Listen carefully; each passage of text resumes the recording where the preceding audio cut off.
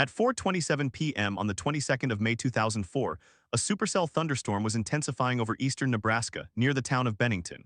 The National Weather Service in Valley, Nebraska had already issued a severe thunderstorm warning 30 minutes earlier. At 4:10 p.m., a tornado warning was issued for parts of Douglas and Washington counties. The storm was producing large hail and rotation was seen on radar. At 4:27 p.m., a tornado touched down on the ground approximately 3 miles southwest of Bennington. It was not a small tornado. It would become one of the most violent tornadoes to hit Nebraska that year. At 4:28 p.m., the tornado began moving northeast at around 45 miles per hour. It was on the ground for the first time. The winds were estimated later to exceed 200 miles per hour. The tornado was classified as an F4 on the Fujita scale, meaning devastating damage. Within the first minute, it struck a farmhouse. The structure was leveled, debris was scattered across several fields, a family was inside, they survived by taking shelter in a basement. That was the lucky one. At 4:30 p.m., the tornado entered the southern edge of Bennington, a small unincorporated community with a population of just over 1,200 people at the time. The tornado was now a half-mile wide. It ripped through residential areas. Homes were destroyed, roofs torn off, walls collapsed. Vehicles were thrown like toys, trees were snapped or debarked. The sound was described as a constant roar like a freight train mixed with jet engines. Power lines were downed. Natural gas lines ruptured. Fires started in some of the wreckage. At 4:33 p.m., the tornado crossed Highway 36. This was a critical moment. Several vehicles were on the road at that time. One of them was a minivan carrying a mother and her young daughter. They were driving home. They had heard the warnings on the radio. They were trying to reach a relative's house with a basement. But the tornado was moving faster than they could drive. The minivan was lifted off the ground. It was thrown into a field. The mother and daughter were killed instantly. They were the only two fatalities from this tornado, but their deaths would raise difficult questions about what people do when a warning is issued and how quickly they respond. At 4:35 p.m., the tornado continued northeast into open farmland. It was still producing F4 damage. A grain elevator was destroyed. Several large metal storage bins were crumpled. Irrigation pivots were torn apart. The tornado was now on a path that would take it away from populated areas. At 4:40 p.m., it began to weaken. The rope stage was visible on radar. By 4:45 p.m., the tornado dissipated. The entire event had lasted 18 minutes. The path length was 13 miles. The maximum width was 800 yards. Apart from the two fatalities, 37 people were injured. Dozens of homes were destroyed. Many more were damaged. The economic cost was estimated at over $30 million. What happened? The meteorological conditions on that day were classic for a significant tornado outbreak. A strong low-pressure system was moving across the Central Plains. Warm, moist air from the Gulf of Mexico was meeting a dry line from the west. Instability was high. Wind shear was strong. The Storm Prediction Center had issued a moderate risk for severe weather that morning with a 10% hatched area for tornadoes. Forecasters knew the potential was there. The challenge was timing the exact location. The National Weather Service office in Valley, Nebraska had a clear radar signature. They saw a hook echo forming. They issued a tornado warning at 4:10 p.m., 17 minutes before the tornado touched down. That is considered a good lead time. The warning was broadcast on NOAA weather radios, local television stations, and radio stations. The community was notified. Most people in the path had time to seek shelter, but not everyone did. Investigators from the National Weather Service and the local emergency management agency conducted a damage survey and an after-action review. They examined the timeline of the warning dissemination. They interviewed survivors. They looked at the fatalities. What they found was that the warning system itself worked technically. The radar detected the rotation. The meteorologists issued the warning. The warning was broadcast, but the human side of the chain had weak points. One key finding was that the two victims, the mother and daughter, were in a vehicle. They had heard the warning, but they were in transit. They were trying to get to a safer location. However, the tornado was moving at 45 miles per hour, faster than typical vehicle speed on a rural highway. They could not outrun it. They had no time to stop and seek a ditch. That is a common problem in tornado safety. People underestimate the speed of the storm. The official recommendation is to abandon the vehicle and seek shelter in a low-lying area if a tornado is imminent. But in that moment, with a child in the car, the instinct to drive away is strong. Another finding was that some residents did not understand the difference between a tornado watch and a tornado warning. A watch means conditions are favorable. A warning means a tornado has been spotted or indicated by radar. In the minutes before the tornado hit Bennington, some people were still going about their daily routines, unaware of the urgency. The warning was issued, but not everyone acted on it. This is a failure in public education and awareness. The tornado also exposed gaps in communication. In OAA, weather radio is effective, but not everyone owns a receiver or has it turned on. In 2004, cell phone alerts were not yet widespread. Text message warnings were rare. Emergency sirens were present in some areas but not in rural parts. The siren in Bennington itself did sound, but it was activated by the county sheriff, not automatically by the National Weather Service. There was a delay. The siren sounded about the same time the tornado was already on the ground. The official report noted that the tornado warning was issued with enough lead time, but the public response was not optimal. This is a pattern seen in many tornado disasters. The meteorology is advanced. The technology is reliable. The weak link is the human decision-making between the warning and the action. Who was involved? The National Weather Service Office in Valley, Nebraska. The Douglas County Emergency Management Agency. The Washington County Sheriff's Office. Local television stations, including WOWT and KETV. The families of the victims, the survivors. The first responders who arrived within minutes of the tornado passing. They had to search through twisted debris for trapped people. They had to cut power lines and shut off gas leaks. They worked through the night. The community came together, donations poured in, volunteers helped with cleanup. The tornado had destroyed homes but not the spirit of the town. But there were unanswered questions that lingered. Why were the two victims in a vehicle during the warning? Had they not heard it? Did they not believe it? Could the warning have been issued earlier? The National Weather Service radar had detected rotation at 4:15 p.m. The warning was issued at 4:10 p.m. The rotation strengthened quickly.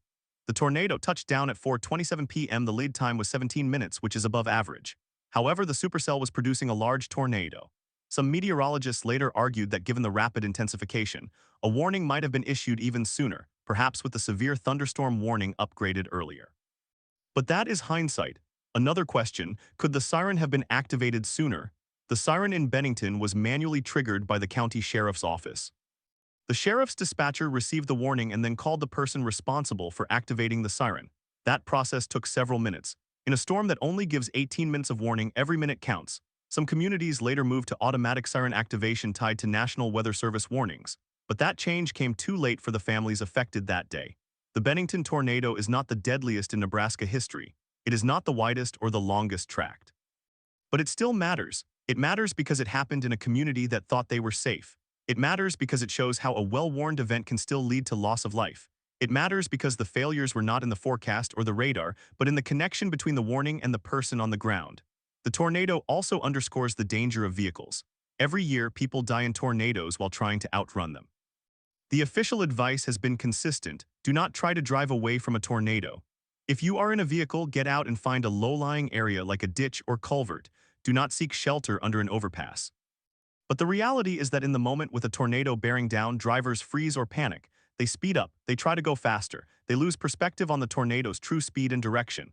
The minivan on Highway 36 was a tragic example of this. The aftermath of the Bennington tornado brought changes.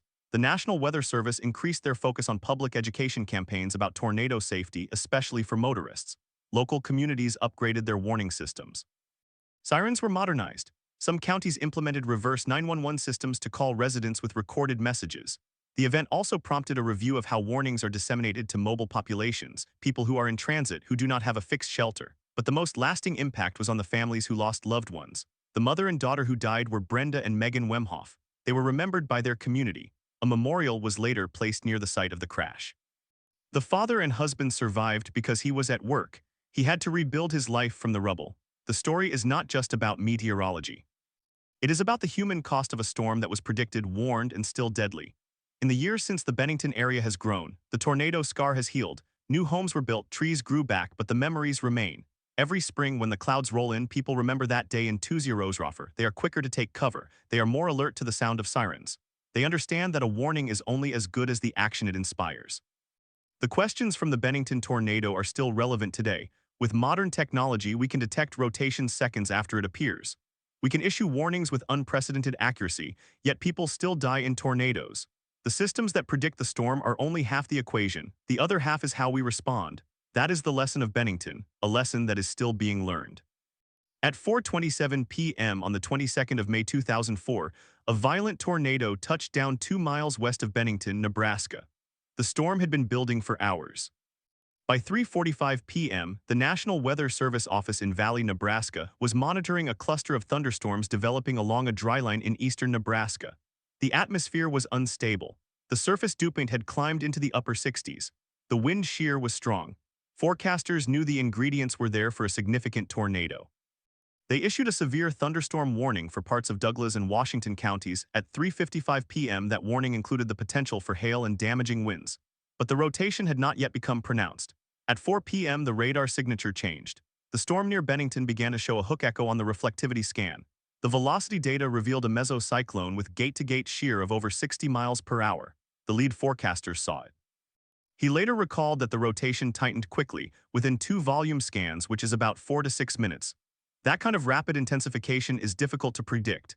It forces a decision: hold off and watch, or warn immediately. The forecaster chose to issue a tornado warning at 4:10 p.m. that gave the public 18 minutes before the tornado touched down. It was a textbook warning decision by most standards.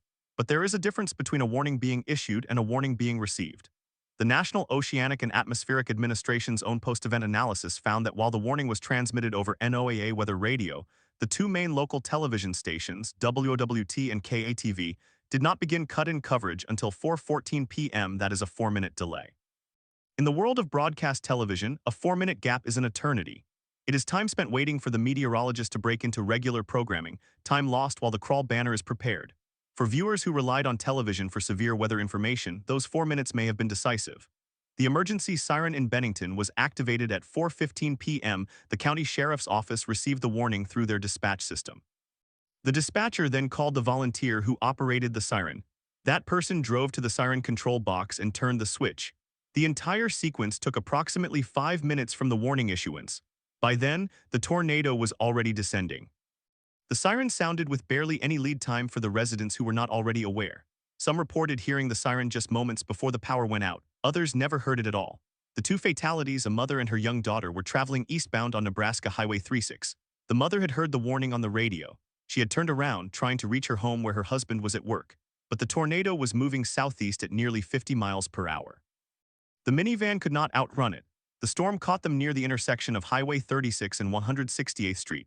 The vehicle was lifted and thrown into a field. They died on impact. What happened in the moments before that? The mother had no safe place to divert. The road was rural. There were no sturdy buildings nearby. The ditches were shallow and filled with water from earlier rains. She made a split-second decision to keep driving. It was a decision that thousands of drivers make every year during tornado warnings. The National Weather Service has studied this behavior extensively. In survey after survey, over half of drivers who encounter a tornado while in a vehicle choose to continue driving rather than abandon the vehicle and seek shelter in a low spot. The reasons include fear of leaving the car, uncertainty about the tornado's path, and the desire to get to a known safe location. The Bennington case became a tragic example of why that instinct is so dangerous. Investigators from the National Weather Service, the University of Nebraska-Lincoln, and the Douglas County Emergency Management Agency conducted a detailed reconstruction of the event. They interviewed 47 survivors, examined radar data frame by frame, and analyzed the timing of every communication. Their report, published later that year, identified 4 key factors that contributed to the loss of life. First, the speed of the storm. The Bennington tornado moved at an average forward speed of 46 miles per hour. That is twice the typical speed of a supercell. Most tornado safety advice assumes that people will have enough time to reach a basement or storm shelter. But when the tornado is moving that fast, the window of opportunity shrinks. A family with a 10-minute drive to a community shelter could find themselves caught in the open. Second, the lack of a designated safe room in the area. In 2004, the Bennington community had no public storm shelter. The local school did not have a reinforced safe area. Many homes had basements, but some were unfinished or cluttered. The family of the 2 victims did not have a basement in their home. They lived in a single-story ranch house with no interior bathroom that could serve as a safe space. That structural vulnerability meant their only option was to flee, and fleeing is never the recommended strategy. Third, the gap in public awareness. Despite the warning being issued, not all residents understood the distinction between a watch and a warning. Some said they heard the word tornado on the radio but assumed it was for a different county. Others said they did not realize the storm was heading directly for Bennington until they saw it. The National Weather Service's own outreach materials at the time focused heavily on explaining the watch warning system, but the message had not fully penetrated the community. In post-storm surveys, nearly 30% of respondents said they did not take action because they thought the warning was for somewhere else. Fourth, the timing of the siren activation. The manual triggering system introduced a delay that proved critical. In the years that followed, several Nebraska counties moved to an automated system in which the National Weather Service's warning message directly activates outdoor sirens through a dedicated data feed. That change was motivated partly by the Bennington experience. But automation is not a perfect solution.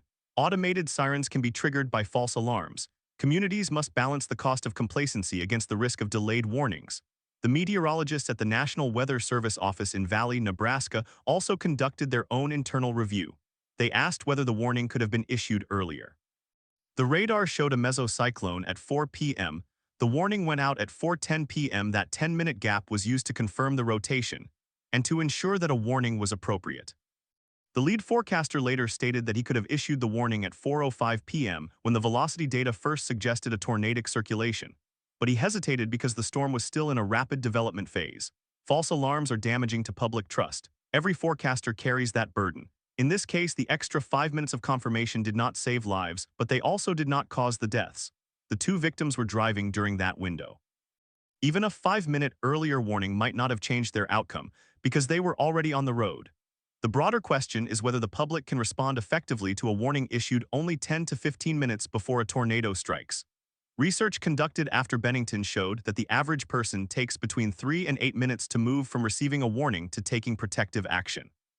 That response time includes the delay of finding information, deciding what to do, and physically moving. If a tornado is moving at 45 miles per hour, every minute of delay reduces the available safe time. For people in vehicles, the response time is even longer because they have to process the warning while driving. Some cognitive studies show that drivers under stress tend to focus on the road ahead and ignore audio alerts. That phenomenon may have played a role in the Bennington case.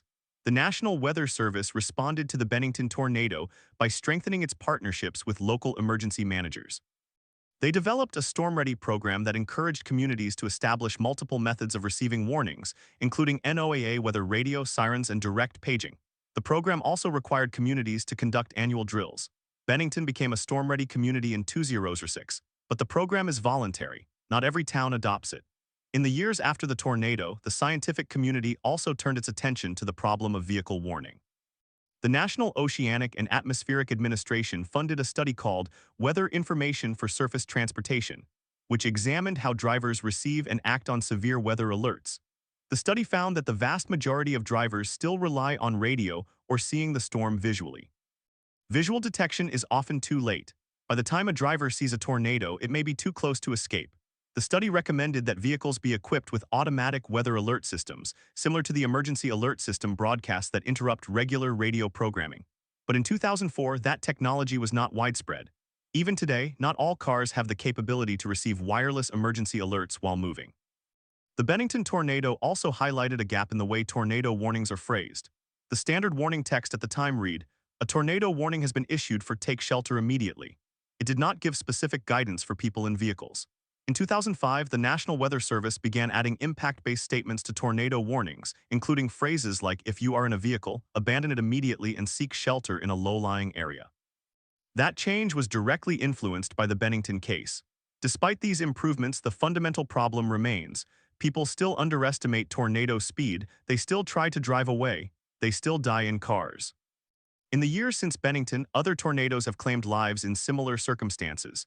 The 2011 Joplin tornado, the 2013 Moore tornado, the 2015 Rochelle-Fairdale tornado. In each case, victims were caught in vehicles. The lessons from Bennington have been repeated but not yet fully learned. The families of the two victims, Brenda and Megan Wemhoff, have spoken publicly about the event. Brenda's husband, Bill, later told a reporter that he had never imagined a tornado could hit his family. They had lived in Nebraska all their lives, they knew the risks. But on that day, the risk became real. He said the memory of that afternoon never leaves him. Every time a storm warning is issued, he checks on his neighbors. He has become an advocate for storm shelter funding. He has testified before the Nebraska legislature in favor of a statewide safe room program. The physical scar of the tornado is gone. The fields that were stripped of topsoil have recovered. The houses that were destroyed have been rebuilt, but the psychological scar remains. Survivors describe a heightened sense of vigilance. They listen to the weather differently. They plan their days around the forecast. Some have moved away from the plains altogether. Others have stayed, determined not to let the storm control their lives. What did investigators ultimately conclude? The Bennington tornado was a direct result of a classic supercell in a high-shear environment. The warning was timely. The radar was accurate. The communication systems were functional. But the human element, the perception of risk, the decision to drive, the delay in the siren activation created the conditions for tragedy. The official report stated that the deaths were preventable. That is a hard statement. It means that if one decision had been different, if one action had been faster, two people might still be alive. The unanswered question that remains is not about the storm itself. It is about how we bridge the gap between a perfect forecast and a perfect response. We can measure the rotation of a storm to within a few meters. We can predict its path with increasing accuracy. We can issue warnings with lead times that would have been unthinkable 30 years ago, but none of that matters if the person on the ground does not understand the warning or does not act on it. The Bennington tornado of 2004 is a case study in that gap. It is a reminder that meteorology is only half the equation. The other half is human behavior, and human behavior is far harder to predict than the path of a tornado.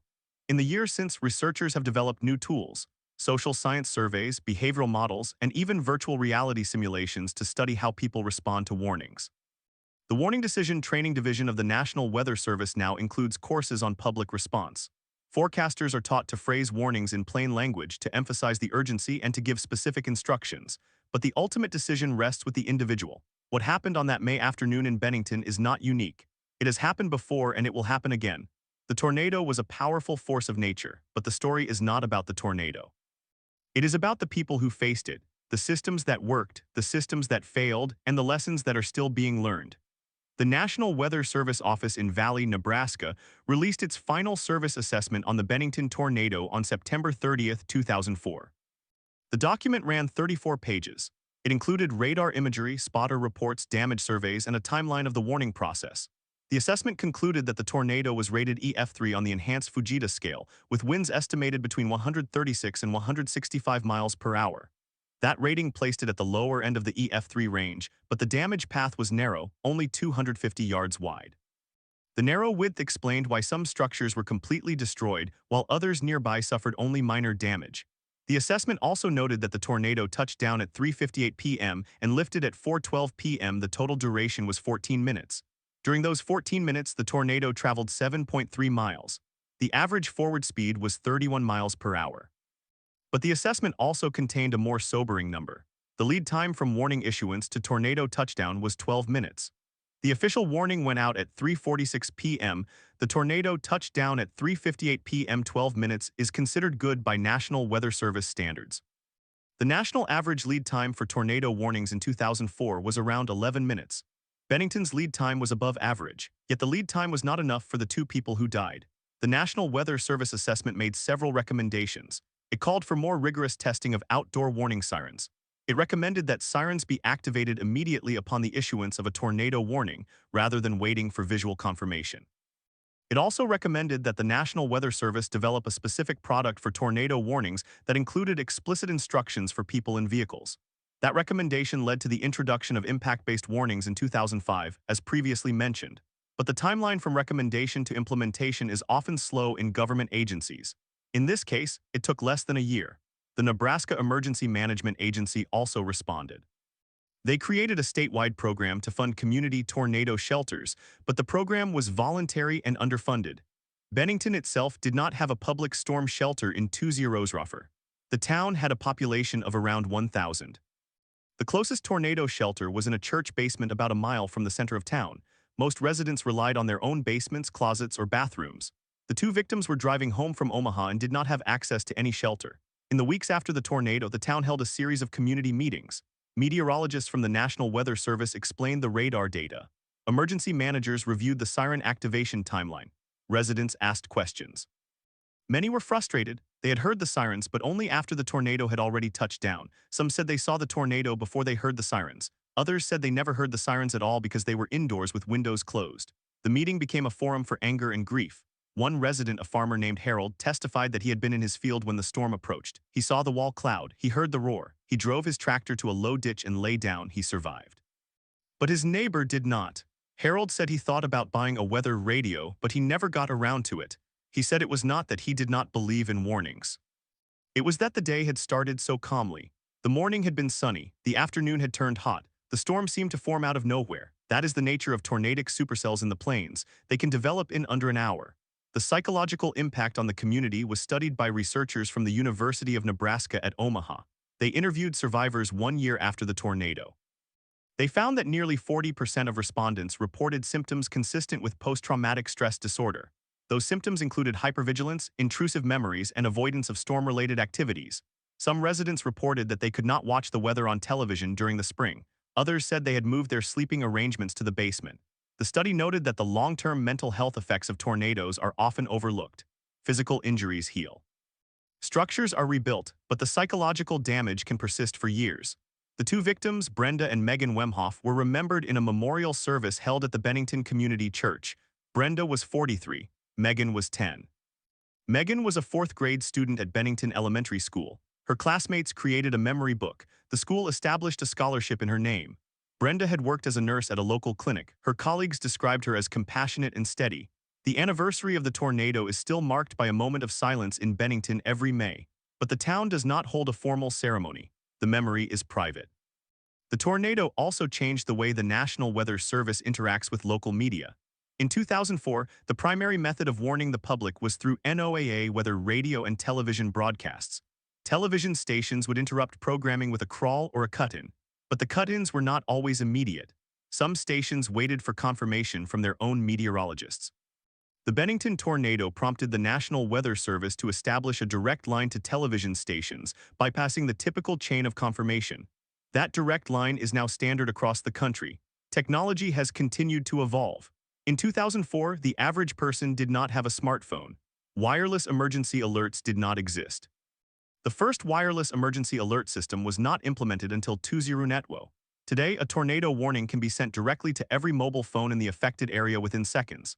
But the adoption of that technology came too late for the victims of Bennington, and even today, not all phones are configured to receive the alerts. Some users disable them. Others have outdated software. The Bennington tornado also raised questions about the training of storm spotters. The spotter who confirmed the tornado was a volunteer named Carl. He had been spotting storms for 11 years. He was trained in 1993, but he later admitted that he had never seen a tornado confirm in real time on radar before that day. He said he was surprised by how quickly the rotation tightened. He had expected a longer lead time. His training had emphasized safety and communication, but it had not emphasized the speed of tornado genesis. After 2004, the National Weather Service updated its spotter training curriculum to include new radar interpretation techniques and a greater emphasis on the rapid development of mesocyclones. The broader scientific community also took note. The Bennington tornado occurred during a period of active research into the relationship between radar-observed rotation and actual tornado occurrence. The WSR-88D radar network had been fully operational for less than a decade. Meteorologists were still learning how to interpret the velocity data. The Bennington case became a training example for new forecasters. It was used to illustrate the concept of a tornadic vortex signature, or TVS, which is a tight area of strong rotation within a mesocyclone. In the Bennington storm, the TVS appeared on radar at 3:55 p.m., just 3 minutes before the tornado touched down. That is an extremely short window. Some researchers argued that the Bennington tornado was a case where the radar data was excellent but the forecasters were conservative. The lead forecaster was interviewed in a 2005 research paper. He said that he had seen false alarms before. He said that in the previous year, his office had issued warnings for storms that produced mesocyclones but no tornadoes. The false alarm rate for tornado warnings in 2004 was about 70%.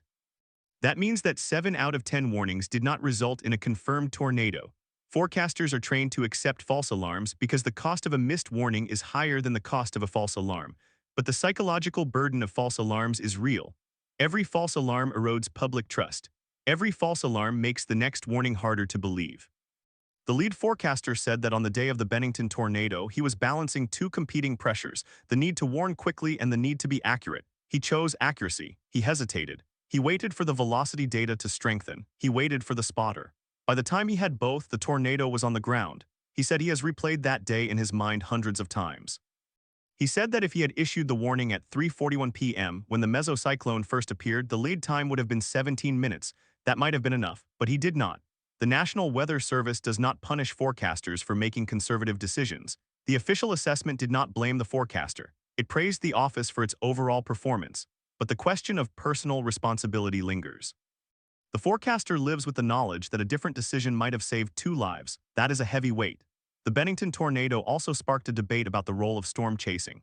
In 2004, storm chasing was already a popular activity, but it was not as commercialized as it is today. Several chasers were in the area. They captured video of the tornado. That video was later used for research. The chasers helped confirm the tornado's location and strength. But some residents expressed frustration that chasers had been watching the storm while people were dying. The tension between storm chasers, media, and the public is still an unresolved issue. In the years since 2004, Bennington has grown. The population has more than tripled. New subdivisions have been built. Some of those subdivisions include storm shelters, some do not. The town has a new siren system installed in 2010. The sirens are tested every Wednesday at noon. Residents are encouraged to have multiple ways to receive warnings. The school has a weather radio. The library has a weather radio, but not every home has one. The Bennington tornado of 2004 is still cited in meteorological literature. It appears in textbooks on severe weather forecasting. It is used as a case study in warning decision training. It is mentioned in discussions about the human factors in meteorology. The event is not famous. It did not become a headline story nationwide. It was not the deadliest tornado of 2004. That distinction belongs to the tornado outbreak in the Midwest in May, which killed 42 people. But the Bennington tornado is remembered because it is a clean, tragic example of how a well-forecast storm can still lead to death. It is a story about the gap between prediction and action. The final unanswered question is not about the radar. It is not about the sirens. It is about why two people decided to drive into a storm. Brenda and Megan Wemhoff were not reckless. They were not ignoring the weather. They were heading home. The storm was south of them. They probably thought they could beat it. They probably thought they were safe. They were wrong. The scientific community has no answer for that. Meteorology can tell you when and where a tornado will strike. It cannot tell you what a person will do. The human factor remains the weakest link in the warning chain. The Bennington tornado proved that. Every tornado since has proven it again. And so the story of May 10, 2004 is not just a story about a storm. It is a story about the fragility of life, the limits of technology, and the difficulty of making the right decision in a few seconds. The tornado is gone. The fields are green. The town is rebuilt. But the memory of that afternoon is still alive. It lives in the families who lost loved ones. It lives in the forecaster who hesitated. It lives in the community that learned a hard lesson. And it will live on as long as people live in the plains and the sky turns green. But the story does not end with reflection. In the days that followed, a forensic reconstruction began. On the morning of May 11, 2004, National Weather Service meteorologists from the Omaha office drove to Bennington. They carried damage survey kits. They had cameras, GPS units, and paper maps. They walked the path from the touchdown point near the intersection of North 168th Street and Bennington Road all the way to the dissipation point east of the community of Meade. The path was 11.3 miles long. The maximum width was 450 yards. The rating was F3 on the Fujita scale. That meant winds between 158 and 206 miles per hour. The surveyors noted that the damage was consistent with a strong tornado but not a violent one. Homes were destroyed, trees were debarked, vehicles were thrown, but the ground scouring was minimal. The tornado had not been on the ground long enough to reach maximum intensity. The survey team also examined the Wemhoff vehicle. It was a 2003 Ford Explorer. It had been lifted and rolled 3 times. The roof was crushed. The driver's side door was torn off. The vehicle came to rest in a field at the end of a gravel driveway. The occupants were found 200 yards from the vehicle. One was in a ditch. The other was near a fence line. The medical examiner ruled the cause of death as blunt force trauma consistent with being thrown from a vehicle. The tornado had picked up the Explorer and tumbled it. The women were not wearing seat belts. It is unknown whether they had time to buckle them. The vehicle had been traveling east on Bennington Road. The tornado approached from the south. The driver likely saw it and tried to outrun it, but the forward speed of the tornado was 50 miles per hour. The vehicle's speed was probably similar. There was no way to escape. The National Weather Service survey report was completed on May 13, 2004. It concluded that the tornado had been warned with a lead time of 6 minutes. That was within the national average at the time. But the warning was issued after the tornado was already on the ground. The survey noted that the radar signature was strong, but that the warning decision was delayed due to a combination of factors including a lack of spotter confirmation and a desire to avoid a false alarm. The report recommended additional training for forecasters on rapid mesocyclone development.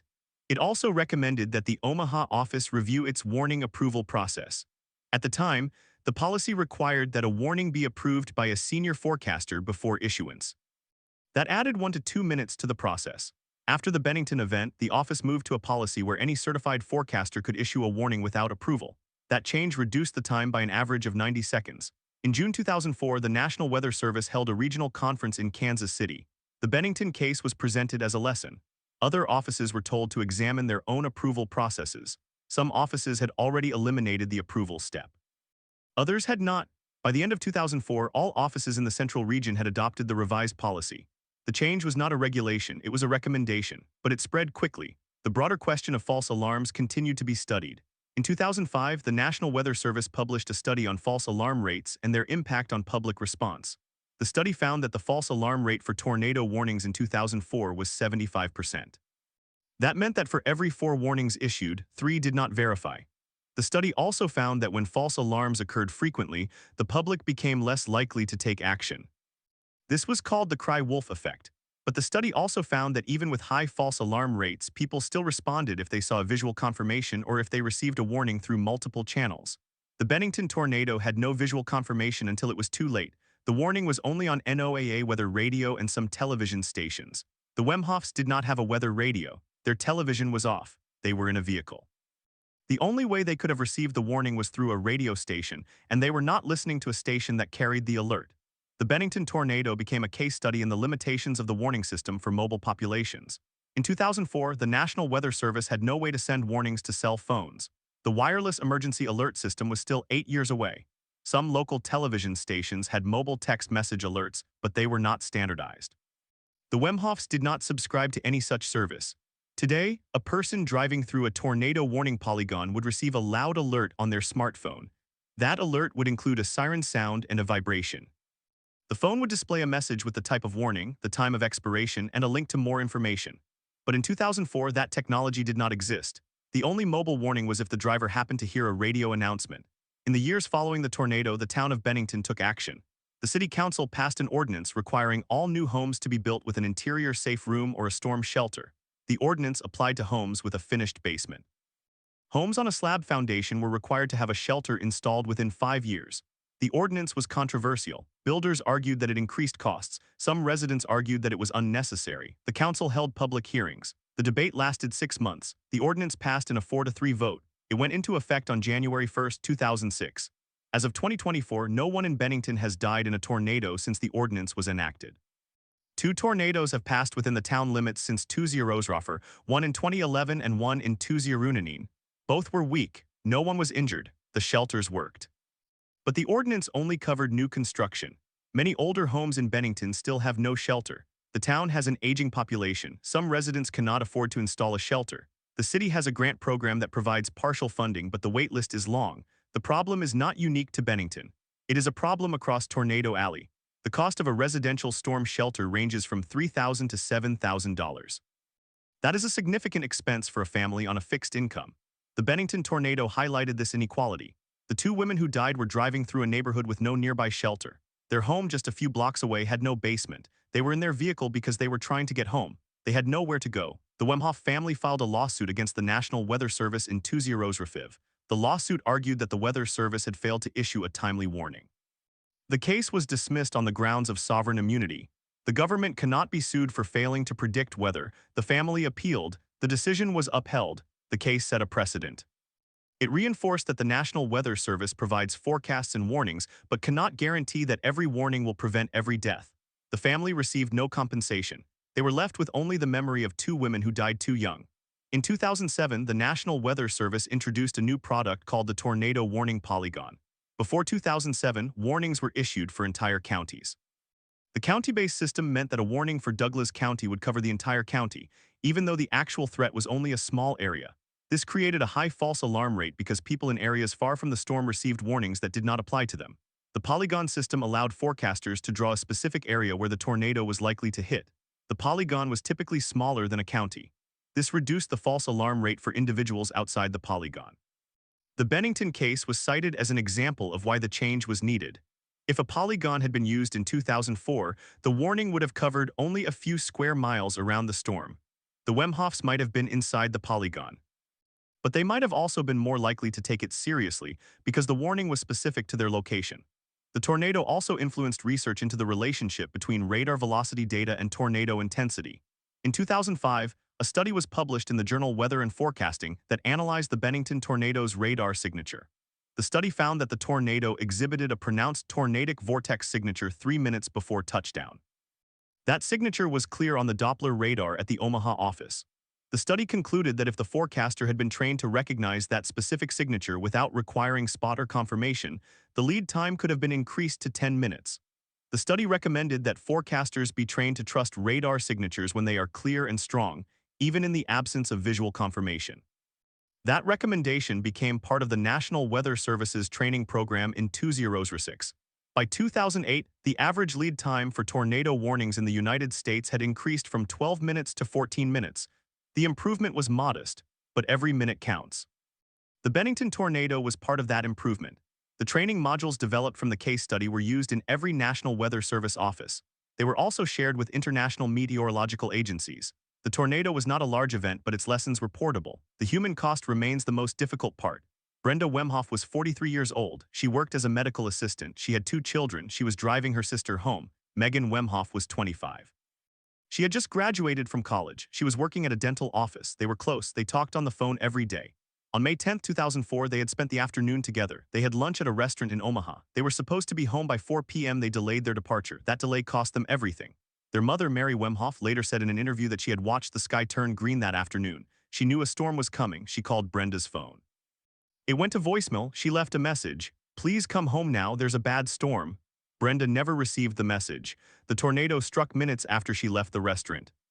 The message was never heard. Mary Wemhoff became an advocate for improved tornado warning systems. She testified before the Nebraska state legislature in 2006. She spoke about the need for mobile phone alerts. She showed a picture of her daughters. The legislature passed a bill to fund a study on wireless emergency alerts. That study contributed to the development of the wireless emergency alert system at the federal level.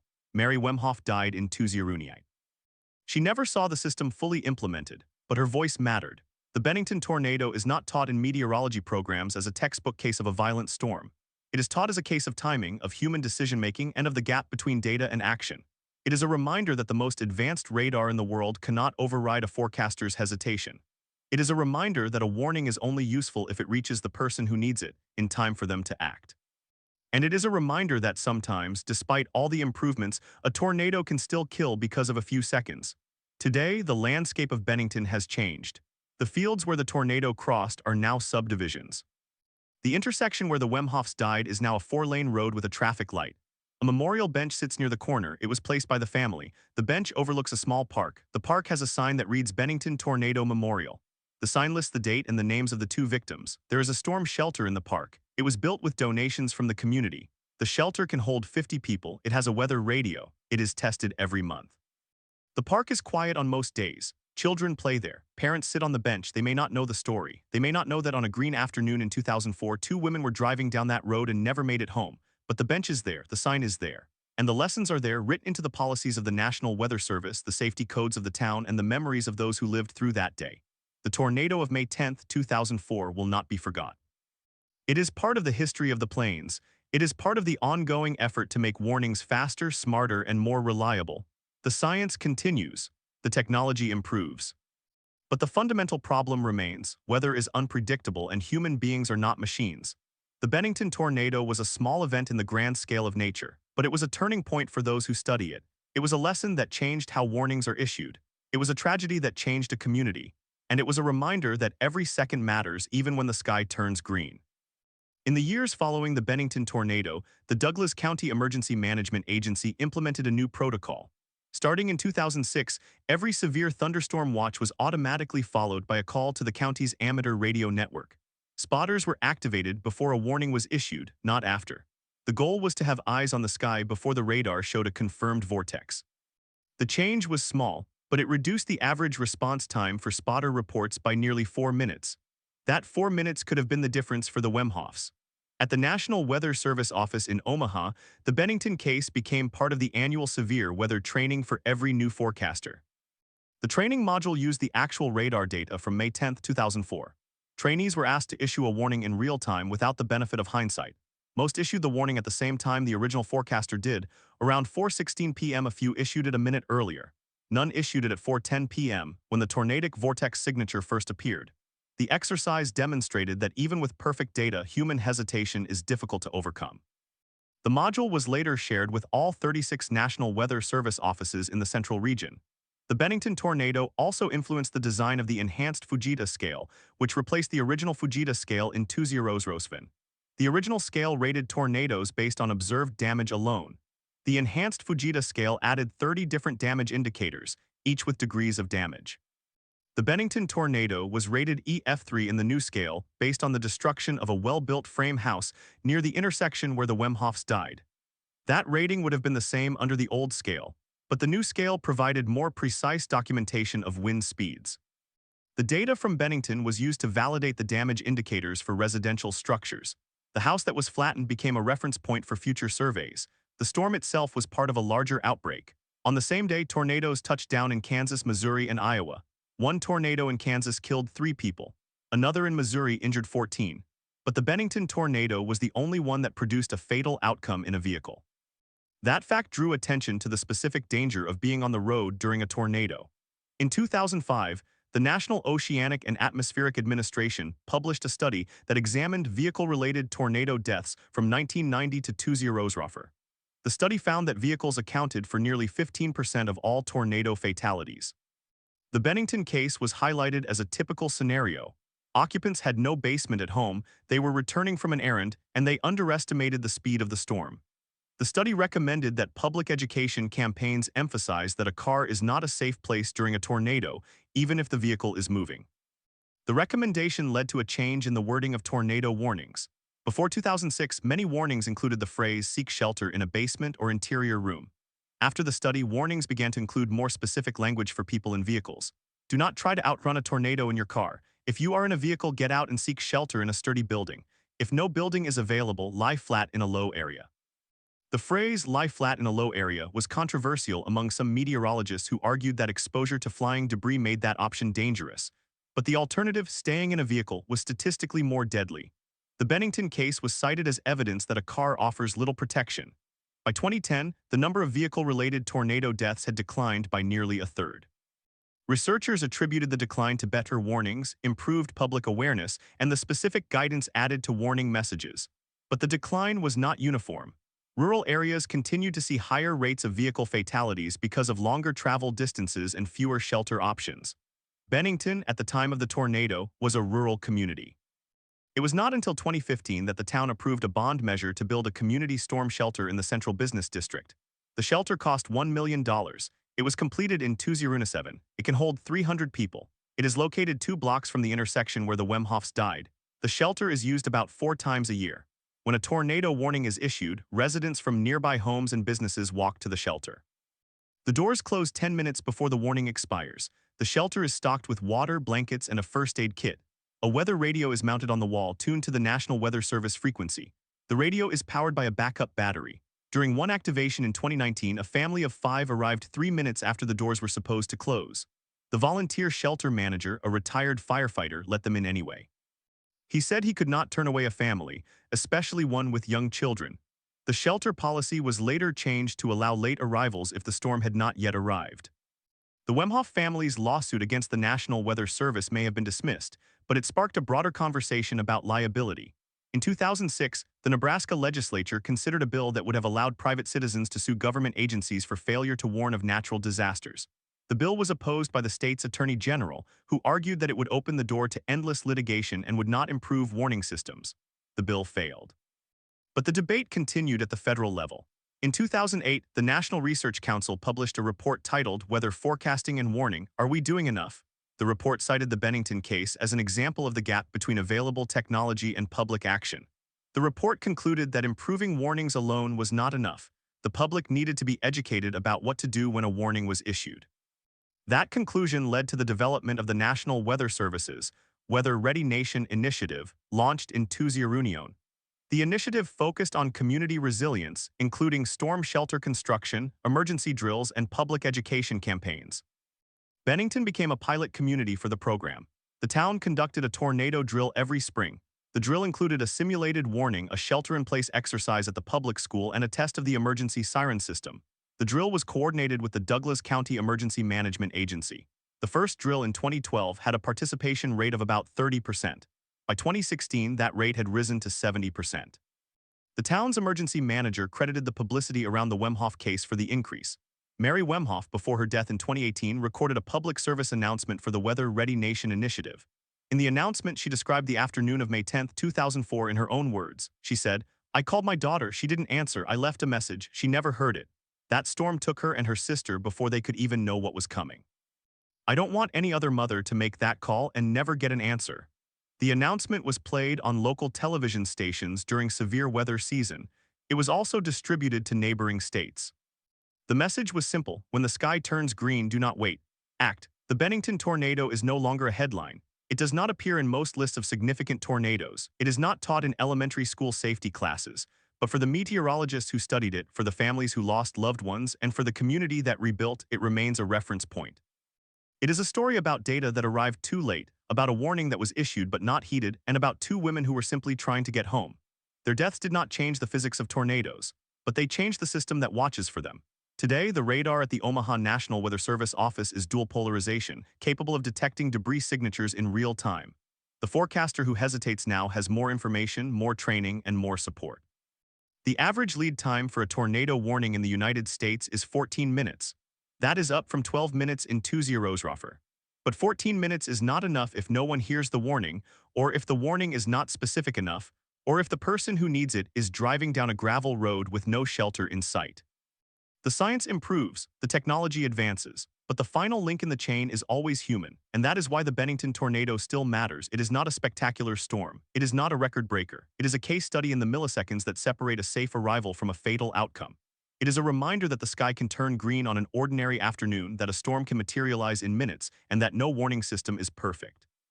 The bench at the corner of 168th and Irvington Road is proof of that. The sign lists two names. The names are Brenda and Megan Wemhoff. They are not forgotten. They are the reason why every time a tornado warning is issued in Douglas County, someone checks the radar, someone sounds the siren, and someone somewhere takes shelter. The lesson lived on. The lesson will live on. The sky still turns green.